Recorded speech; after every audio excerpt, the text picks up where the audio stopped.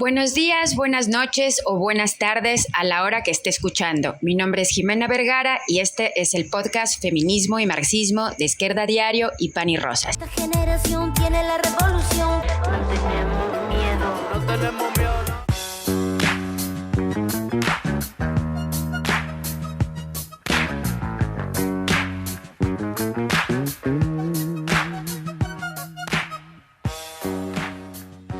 Em abril desse ano, o CEO da gigante Amazon, Andy Jassy, alegou que os trabalhadores são melhores sem o sindicato. Uma fala que significa, na verdade, o desespero de patrões como Jeff Bezos, que vai ao espaço, mas teme a organização da classe trabalhadora ao ver que uma nova geração nos Estados Unidos está buscando a sua sindicalização. Sim, jovens trabalhadores buscando se organizar em sindicatos e que nas mobilizações usam jaquetas com o slogan "Comam os ricos".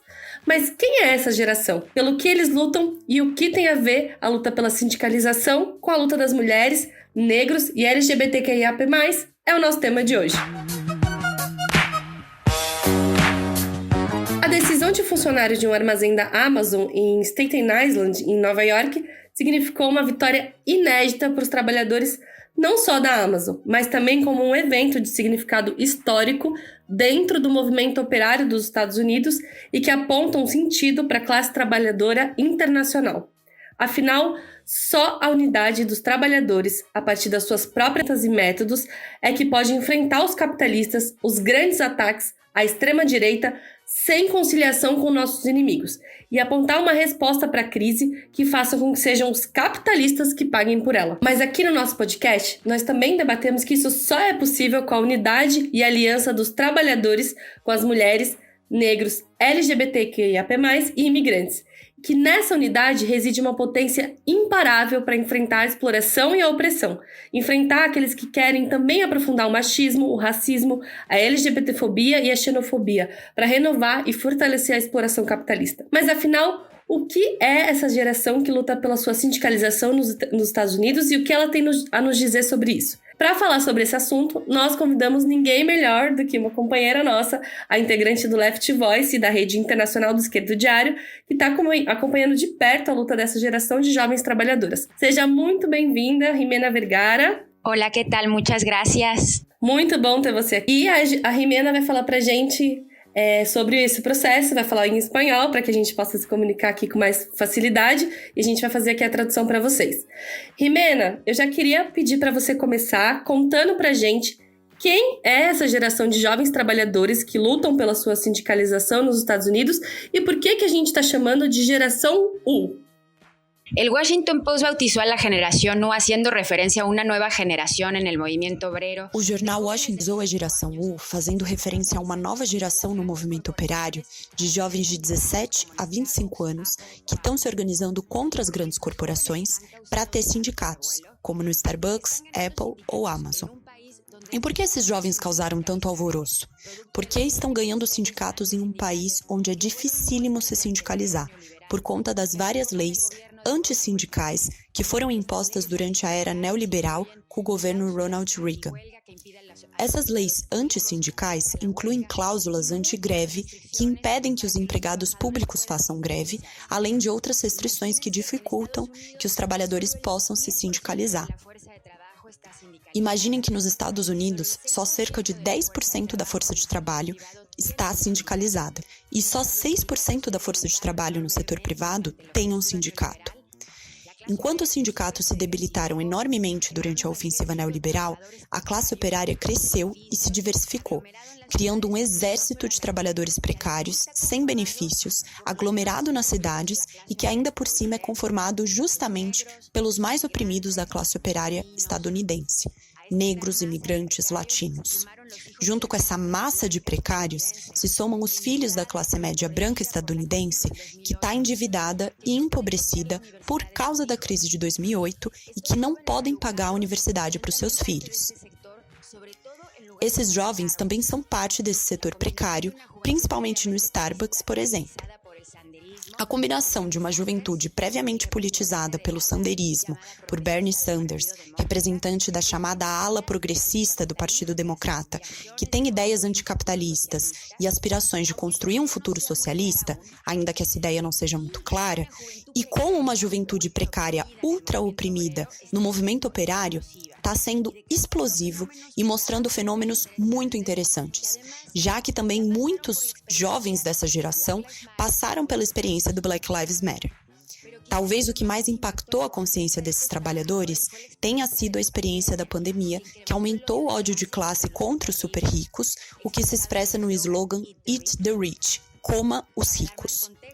Para contextualizar mais, essa geração se politizou e se radicalizou em plena era trumpista e sentiu na pele as consequências do negacionismo do Trump, tipo do Bolsonaro, da extrema-direita e da ganância capitalista. 1 milhão de pessoas morreram nos Estados Unidos por causa da Covid-19 e enquanto essas pessoas morriam, essa classe operária multiétnica nunca teve direito à quarentena e carregou nas suas costas a crise social criada pelos capitalistas. Talvez o que foi mais disruptivo desse processo no movimento operário é que está desafiando a burocracia tradicional da Federação Americana do Trabalho e Congresso de Organizações Industriais, que pactuou a ofensiva neoliberal com o regime estadunidense, organizando então desde as bases um novo ativismo operário nos locais de trabalho hoje.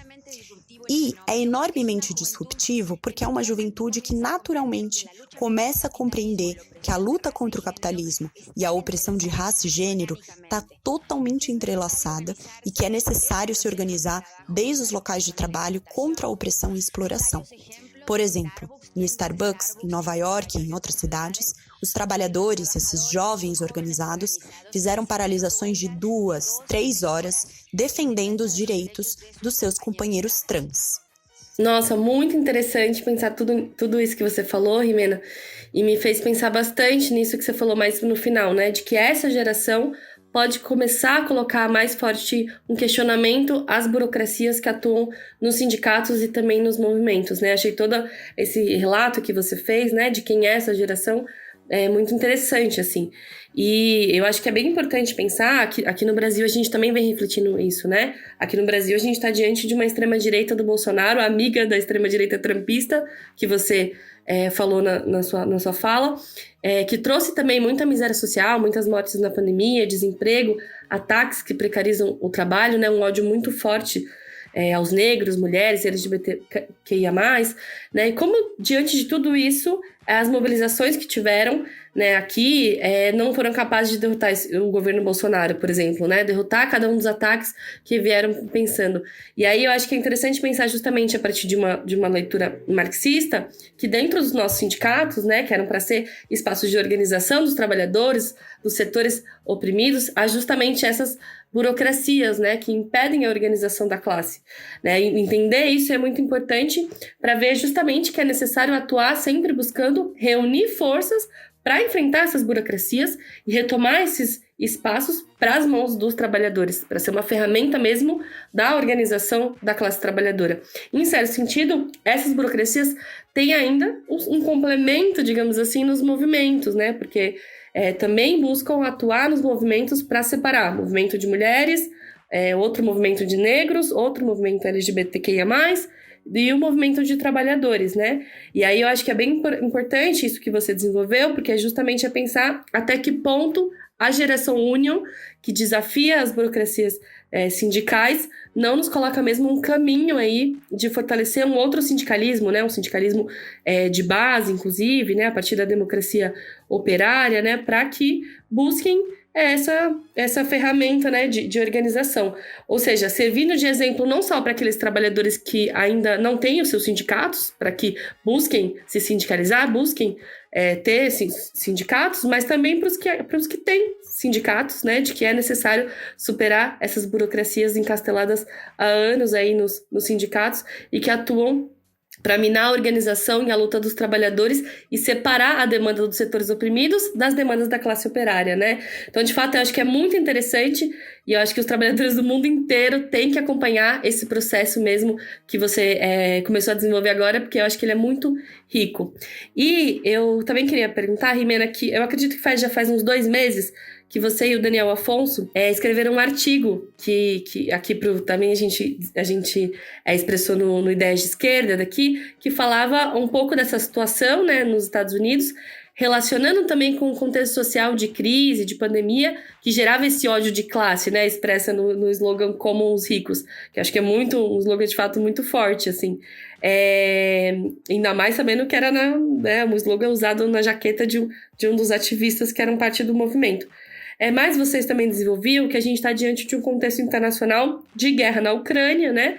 Que os Estados Unidos intervêm pela OTAN, que vem aprofundando inclusive o rearmamento dos países imperialistas, e que essa sinergia entre uma agenda internacional do regime norte-americano, que se concentra na guerra, e nacionalmente a mobilização dessa geração Union, né, e da luta pela sindicalização, também atrelada a outras lutas, como a questão do aborto, que a gente vai desenvolver mais adiante, mas que isso gerava possibilidades de uma situação interna nos Estados Unidos mais quente, né? Uma situação interna que pudesse esquentar, digamos assim, do ponto de vista da luta de classes.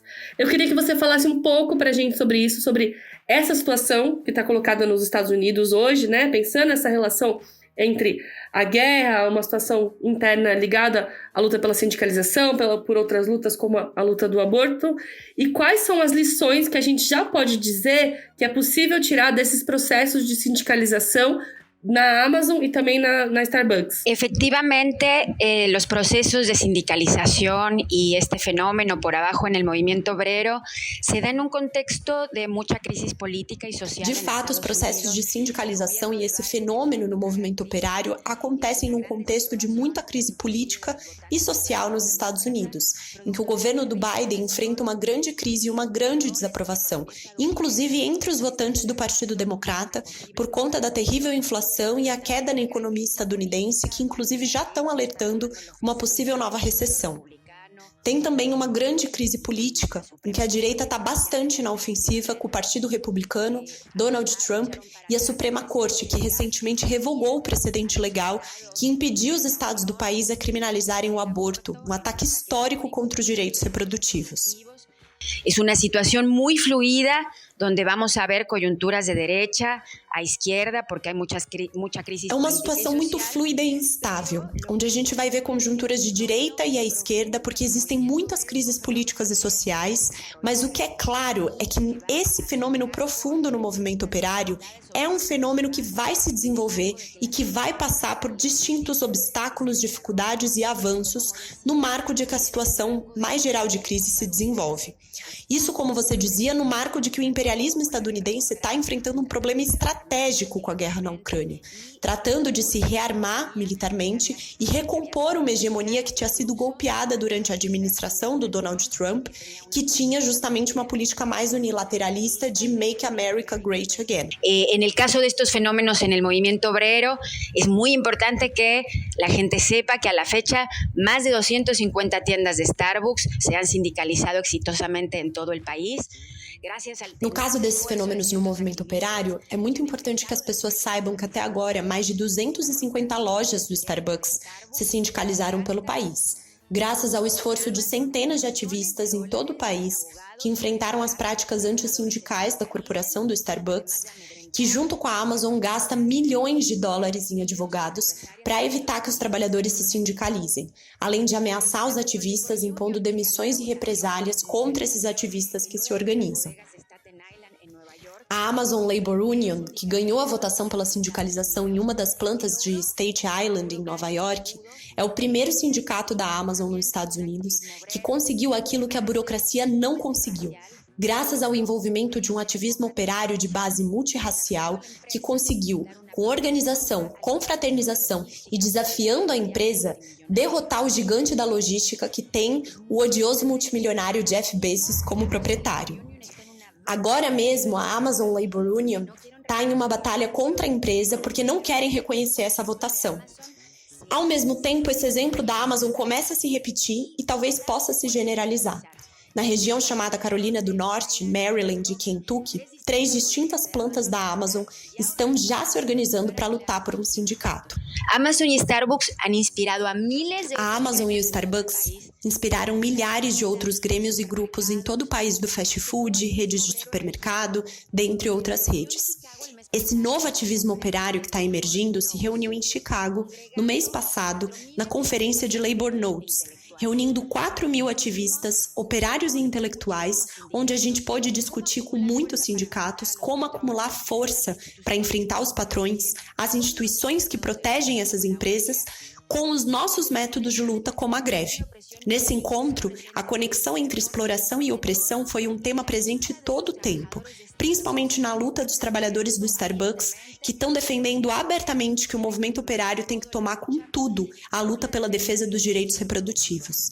A gente discutiu também que não podemos fazer tudo isso se não superamos as burocracias sindicais que mantêm os trabalhadores divididos entre precários e sindicalizados, mantém divididos racialmente também e que pactuam o tempo todo com o governo e os patrões. Nossa, achei muito bom esse panorama que você deu, tanto da situação de crise nos Estados Unidos, né, interna também, a crise que é colocada também para o governo Biden e tal, e também os desafios que tem essa geração U, né, tanto para enfrentar, inclusive, os ataques que vão vir, inclusive, dessas empresas, né, da Amazon, da Starbucks, mas também para superar essas burocracias, né, e justamente organizar os trabalhadores nessa perspectiva de unificação da classe, que eu acho que é o mais fundamental. Acho que ver a conferência de Labor Notes, acho que é realmente muito impactante, assim, muito apaixonante a gente ver esse nível de organização dos trabalhadores.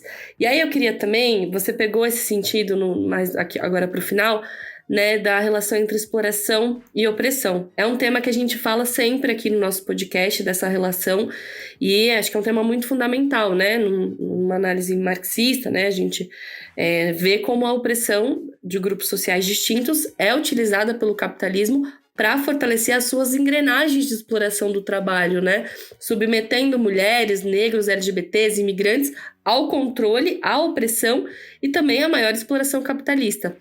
Mas a gente também veio colocando aqui fortemente que justamente por isso, também hoje há uma classe trabalhadora mais feminina, uma classe trabalhadora mais negra. Acho que no caso em especial do Brasil e dos Estados Unidos, a gente pode ver essa relação também muito forte, né? Uma classe trabalhadora também mais negra, né? No caso do Brasil, a classe operária a maioria da classe trabalhadora é negra.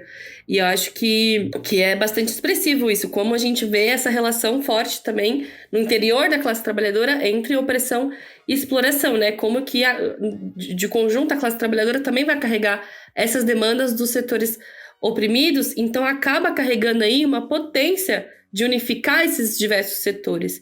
E, inclusive, em vários momentos, né, como na luta pelo direito ao aborto ou na luta pelo Black Lives Matter, que também se expressou com muita força no Brasil, né, justamente por esse elemento da questão negra, o movimento de mulheres ou o movimento negro, a gente vem se perguntando se não pode, por exemplo, ser uma espécie de abre-alas, de uma espécie, né, de um setor ali que vai abrir as portas para que os trabalhadores também se expressem, né, para que também expressem a sua força a partir da organização nos seus locais de trabalho. Então, pensando nisso e pensando nessa relação que você colocou entre opressão e exploração, eu queria que você desenvolvesse um pouco como que a partir da geração U a gente pode pensar na relação entre opressão e exploração. Sí, efectivamente, como decía antes, este activismo obrero fue moldeado por la pandemia. Sim, como eu dizia antes, esse ativismo operário foi moldado pela pandemia, onde os trabalhadores precários se reconheceram como essenciais na linha de frente, enquanto os patrões como Bezos triplicaram suas fortunas, e também moldado pelo movimento Black Lives Matter, onde jovens de todas as raças tomaram as ruas do país durante todo o verão de 2020 contra o racismo e a violência policial. Toda la energía del Black Lives Matter lamentablemente fue desviada hacia la vía electoral por el Partido Demócrata, pero toda esa experiencia de lucha quedó acumulada. Toda a energia do Black Lives Matter, lamentavelmente, foi desviada para a via eleitoral pelo Partido Democrata. Mas toda essa experiência de luta se acumulou na consciência dessa geração, em que a conexão entre exploração e opressão ficou à flor da pele e fica claro nos exemplos da classe operária usando os métodos de luta para se solidarizar com o Black Lives Matter, como na greve portuária de 29 portos na costa oeste dos Estados Unidos, que paralisaram os portos em solidariedade com o Black Lives Matter e contra a violência policial racista. Esta conexión y múltiples muestras de solidaridad de sectores de la clase obrera con el movimiento. Esta conexión se está volviendo a expresar frente a la decisión de la Corte Suprema de echar para atrás el precedente legal que impedía criminalizar el aborto en Estados Unidos. Lo que ella había dicho es un ataque histórico, muy profundo, muy... Essa conexão se mostra em vários exemplos de solidariedade da classe operária com o movimento. Essa ligação está voltando a se expressar diante da decisão da Corte Suprema de revogar o precedente legal que impedia criminalizar o aborto nos Estados Unidos, que, como eu já disse, é um ataque histórico muito profundo aos direitos reprodutivos das mulheres e das pessoas com útero nos Estados Unidos. No mês passado, essa ligação, esse entendimento dessa geração de que é necessário que os trabalhadores lutem contra as opressões, se mostrou com força em Nova York, numa manifestação convocada por sindicatos e movimentos de esquerda, no dia que a decisão da Corte Suprema foi anunciada publicamente, com mais de 20 mil pessoas defendendo a necessidade de unificar as lutas, com consignas como Strike for Abortion Rights, greve pelo direito ao aborto, ou cantos de solidariedade com a geração U, além da presença de jovens trabalhadores do Starbucks, da Amazon, da Apple, que estiveram presentes e que levantaram a voz desde o movimento operário, defendendo os direitos reprodutivos e contra o ataque da direita. Esta conexión encarnada por esta nueva generación abre la posibilidad de romper con la división que siempre ha primado entre los movimientos sociales y el movimiento obrero, que la verdad es que nos la han impuesto las burocracias sindicales y las burocracias de los movimientos sociales, que acá tienen un peso enorme, las ONGs vinculadas al Partido Demócrata, que quieren mantener estas luchas separadas. Essa ligação encarnada por essa nova geração abre a possibilidade de romper com a divisão que sempre existiu entre os movimentos sociais e o movimento operário, que foi imposta pela burocracia sindical e pelas burocracias dos movimentos sociais e ONGs vinculadas ao Partido Democrata, que querem manter essas lutas separadas. O fato de que esses jovens começam a se reconhecer como trabalhadores que sofrem múltiplas opressões e que podem lutar coletivamente desde seu local de trabalho, golpeando os capitalistas onde mais dói para eles e recuperando os métodos de luta da classe operária como os piquetes e as greves, é bastante forte. Imaginem só a potencialidade que tem essa ligação em lugares como na Amazon, que são estratégicos para a reprodução capitalista e chaves para o lucro dos capitalistas. A Amazon é o gigante da logística e, como vocês sabem, a logística se tornou uma parte essencial da produção do capital, uma parte essencial das cadeias de distribuição que, além de tudo, foram profundamente afetadas pela pandemia e pela crise capitalista. Então, é um setor muito importante para o lucro capitalista. A Amazon também é, como eles mesmos chamam os capitalistas, um modelo de negócio que querem impor a todos os trabalhadores e empresas, porque as patronais estão buscando conseguir tornar mais eficientes os níveis de exploração, que na Amazon fazem os trabalhadores produzirem nos ritmos de robôs, quando na verdade é o trabalho humano que sustentou a economia capitalista durante a pandemia, por exemplo. Por isso, então, é tão sensível e estrategicamente é tão importante que esteja se desenvolvendo esse fenômeno. Lo nuevo en Estados Unidos es que hay la posibilidad de que por primera vez en muchas décadas la clase obrera, que irrumpió en la agenda nacional, que irrumpió en la crisis política, esta clase obrera multiétnica, sindicalizada o no sindicalizada, en las ciudades o las zonas rurales, porque está distribuida nacionalmente. Por ejemplo, el primer intento de sindicalización que fue derrotado en Amazon fue en una población... O que é novo nos Estados Unidos é que existe a possibilidade de que, pela primeira vez, em muitas décadas, a classe operária, essa classe operária multiétnica, sindicalizada ou não, das cidades ou das zonas rurais, porque está distribuída nacionalmente. Inclusive, por exemplo, na primeira tentativa de sindicalização que foi derrotada da Amazon, foi em um povoado suburbano no Alabama, em Bessemer. E o que está colocado é que essa classe operária cumpre um papel preponderante intervindo na crise capitalista.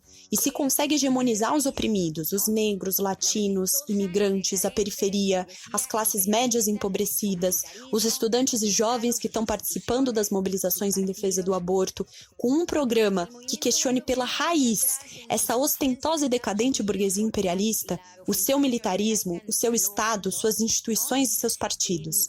O movimento operário tem atrasos na sua consciência nos Estados Unidos, porque a ofensiva neoliberal foi muito profunda. Todos esses fenômenos colocam a possibilidade de que seja no calor da luta de classes que essa geração comece a se forjar e tirar as lições que vão precisar para se preparar e enfrentar os combates mais agudos que seguramente estão por vir. Nossa, muito apaixonante ver, na verdade, cada um desses exemplos que você desenvolveu, Jimena, porque eu acho que do nosso ponto de vista, a gente sempre vem falando, né? Como é muito forte essa potência da unificação desses diversos setores, né? Dos setores oprimidos com a luta da classe trabalhadora. Mas eu acho que né? Acho que como os marxistas acompanham esses processos, né? Com lentes muito atentas. E para ver justamente essa potência que você colocou, que é se a classe trabalhadora, né, frente inclusive à crise capitalista, no momento em que a crise está colocando para a gente, na verdade, miséria social, guerra, né, se a classe trabalhadora vai ser capaz de hegemonizar esses setores, né, trazer atrás de si os setores oprimidos, né, se ligando fortemente aos setores oprimidos, eu acho que é de fato um elemento preponderante, né, para a estratégia revolucionária, para a estratégia, né, anticapitalista e pela luta pelo socialismo. Então é fundamental a gente, enquanto revolucionários, acompanhar cada um desses processos. Então acho que é muito apaixonante ver você contando, né, nesse nível de detalhe sobre o processo da geração U nos Estados Unidos, e convido já todo mundo a acompanhar muito forte esse processo, porque de fato ele traz lições para a gente pensar justamente a relação mesmo entre a classe trabalhadora e os setores oprimidos de conjunto, né? E aí eu queria falar um pouco sobre a questão do aborto nos Estados Unidos. Você falou, né, de como também se liga a luta pelo direito ao aborto aí nos Estados Unidos com a geração U, e a gente aqui no Brasil está acompanhando fortemente a questão do aborto aí nos Estados Unidos, da retirada da Roe vs. Wade pela Suprema Corte, porque é um ataque histórico não só às mulheres, às pessoas trans, a geração U, como você desenvolveu, mas querem atacar o movimento internacional de mulheres que veio se levantando pós-crise capitalista de 2008, e que o aborto foi um tema muito forte, né? Como a gente viu, mais expressivamente, inclusive na Argentina, que conquistou o direito ao aborto, mas também em outros países da América Latina, que as mulheres impuseram a legalização desse direito, mesmo à contravontade dos conservadores e governos de ultradireita. Inclusive, fizemos um podcast recentemente sobre a luta pelo direito ao aborto nos Estados Unidos, inclusive que a Tati também do Left Voice esteve aqui, e foi bem interessante para a gente acompanhar esse processo. E aqui no Brasil a gente tem expressões também muito agudas de ataques a esses direitos, né? Como recentemente um escândalo que teve que uma menina de 11 anos, a gente viu aqui que mesmo depois de ter sofrido um estupro, né, setores da ultradireita tentaram impedir essa menina de fazer o aborto legal, e acho que isso mostra como a gente tem que, né, parte de uma mesma luta também, se enfrentar com esses setores da ultradireita, né, dos Estados Unidos ao Brasil, assim. Então acho que é bem, bem importante também a gente conseguir ligar bastante esse enfrentamento à extrema-direita, porque a gente sabe que, né, derrotar a extrema-direita nos Estados Unidos também significa um passo para a gente derrotar a extrema-direita no Brasil, e que isso só é possível através da luta, né? E nesse tema eu acho que também é importante pensar que justamente isso, que a forma de enfrentar esses ultraconservadores vai ser através da luta, né? Esses setores que atuam contra os nossos direitos reprodutivos, vai ser através da luta, vai ser com a unificação da luta de todos os setores oprimidos com a classe trabalhadora, mas vai ser também com independência de classe. Eu queria que a gente pensasse mais sobre esse tema, que você desenvolvesse mais, porque eu tô falando isso porque me parece que isso também, a discussão de independência de classe, é muito fundamental para o desenvolvimento da luta dos setores oprimidos com a classe trabalhadora, né? Ou seja, não confiar no Biden, nos democratas, como você colocou, que querem canalizar tudo para as eleições. Aqui, em relação ao aborto, a gente estava acompanhando aqui, inclusive, quando teve o ataque da Roe versus Wade, o Biden saiu dizendo que para resolver isso, votem nos candidatos anti-aborto, né? Inclusive querendo se preparar aí para as eleições de meio mandato, né? Sendo que a gente sabe que os mesmos democratas, quando eram maioria, não tornaram o direito ao aborto lei nos Estados Unidos, né? Pelo contrário. E aqui no Brasil, desse ponto de vista, também a gente vê partidos como o PT do Lula, que se diz pelo direito das mulheres, mas que não só nos 13 anos em que foi governo, né? Fez acordos com o Vaticano, com as igrejas, com os conservadores e não legalizou esse direito, como agora está junto com o ultraneoliberal, que é o Alckmin, e que esse direito ainda vai estar ainda mais jogado aí para baixo do tapete. Então, me parece que relacionar a luta pelo direito ao aborto com a luta pela sindicalização, pelas diversas demandas dos trabalhadores e dos setores oprimidos, com a luta pela independência de classe, é um tema decisivo para a possibilidade desses movimentos triunfarem, né? E aí eu queria que você desenvolvesse isso, que é como a gente não confiar as nossas forças, na verdade, nos nossos inimigos, né? Como fortalecer esse sentido da independência de classe, e como que você vê isso nos Estados Unidos, assim? Como que você vê a luta pela independência de classe aí, que vocês estão travando também a partir do Left Voice, para a gente conseguir finalizar aqui o nosso podcast. Ese es un problema vital que tiene esta nueva generación, cómo conquistar independencia de clase. Estos jóvenes que están inspirando al movimiento obrero vienen haciendo una experiencia no solo con la burocracia sindical, sino con el Partido Demócrata, justamente por lo que decías, porque los demócratas estuvieron 50 años sin aprobar, sin codificar como ley lo que se conoce como Roe versus Wade, que prohibía criminalizar el aborto, como decía, porque no han pasado ninguna de las leyes que prometieron para aliviar las terribles trabas que tienen los trabajadores para sindicalizarse, porque representaron los intereses de los capitalistas durante la pandemia y, por ejemplo, impidieron que los trabajadores precarios se movilizaran para exigir medidas de... Existe problema vital que essa nova geração tem, que é como conquistar a independência de classe. Esses jovens que estão inspirando todo o movimento operário vêm fazendo uma experiência não só com a burocracia sindical, mas também com o Partido Democrata.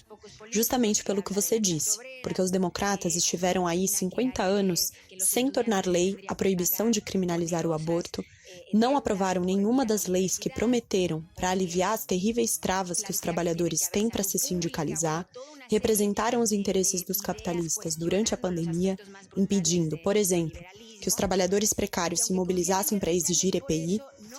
E ainda que muito desses jovens confiem em Bernie Sanders, porque em última instância é o único político que fala de classe operária, que opina que os estudantes não têm que pagar as dívidas absurdas para poder ir para a universidade, que declara que é preciso ter saúde pública, enfim, uma série de ideias que questionam os aspectos mais brutais do neoliberalismo, ainda que confiem em Bernie Sanders, não confiam em um partido que defende os interesses imperialistas.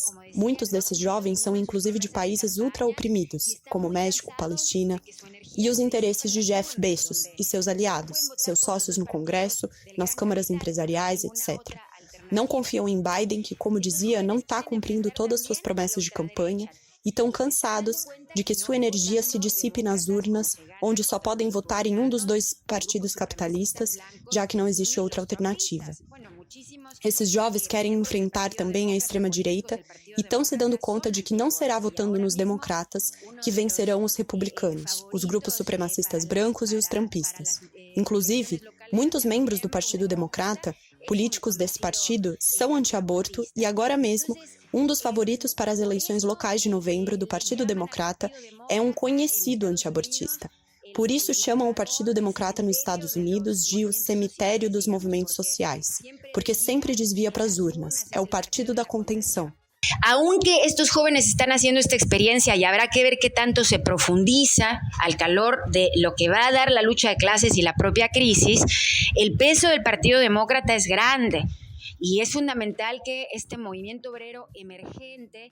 Ainda que esses jovens estejam fazendo essa experiência, tendo que ver o quanto se aprofunda no calor da luta de classes e da própria crise, O peso do Partido Democrata é grande e é fundamental que esse movimento operário emergente saiba identificar amigos de inimigos, que rompa com a subordinação do movimento operário estadunidense ao Partido Democrata. Mas agora é um momento muito interessante, porque o interesse nas ideias socialistas mostra que existe um terreno fértil para que, junto com conquistar a independência de classe das organizações operárias e comunitárias, os sentimentos anticapitalistas floresçam, se radicalizem e se convertam em organização, para finalmente construir um partido da classe operária para a classe operária, que abrace uma perspectiva de enfrentamento contra o regime dos dois partidos, que defenda a ideia de expropriar os parasitas que alimentaram suas fortunas pessoais durante a pandemia à custa da classe operária estadunidense, que é justamente multiétnica e poderosa, e também do proletariado internacional, porque essas corporações oprimem e exploram nossos irmãos e irmãs nos países semicoloniais. E essa é a perspectiva política que a classe operária merece, uma organização socialista e revolucionária para derrotar o Estado imperialista e esse sistema que, definitivamente, merece perecer. Sim, Jimena, muito forte tudo isso que você falou. E acho que a batalha pela independência de classe também é a batalha que a gente compartilha aqui desde o Brasil. Também é a batalha que a gente está vendo vocês aí do Left Voice fazer, né? Eu acompanhei recentemente a sua fala num ato pelo direito ao aborto aqui no Brasil. A gente traduziu, inclusive, para o português para todo mundo conseguir ver a força que tinha, assim, justamente colocando esse sentido, né? Da gente saber separar inimigos, né, daqueles que são nossos aliados, de fato, né? Que é justamente a classe trabalhadora junto com os imigrantes, junto com os negros, com as mulheres, com os LGBTs, assim. E também é uma batalha que a gente está vendo nossos companheiros dando na Argentina, né? Os nossos irmãos do PTS, que nesse 9 de julho marcharam contra o FMI. É uma batalha que a gente está travando no Chile, no México, na França. Enfim, para que justamente a luta dos trabalhadores e dos setores oprimidos não caia na cova dos reformistas que querem nos aliar com os nossos inimigos, mas caia no caminho anticapitalista, revolucionário, de enfrentamento aos grandes empresários, aos patrões, e abre, assim, a possibilidade da luta pelo socialismo e por uma sociedade comunista, que é pelo que a gente luta para a nossa emancipação, e que deve ser também o caminho que os sindicatos deveriam tomar, né? Não separando aí as lutas econômicas, né? As lutas da classe trabalhadora de uma luta, na verdade, por um futuro, de fato, que mereça ser vivido, né?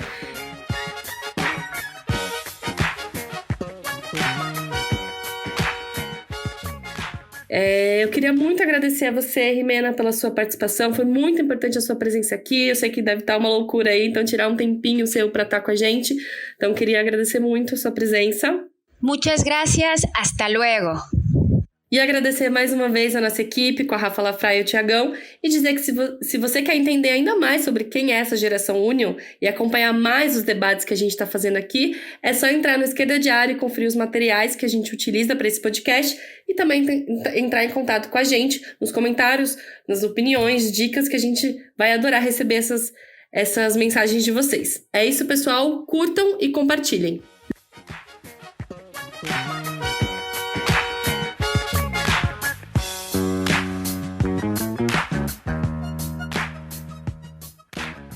Nuestro movimiento lucha por más autonomía y más humanidad para todos nosotros, tanto en el lugar de trabajo como fuera de él.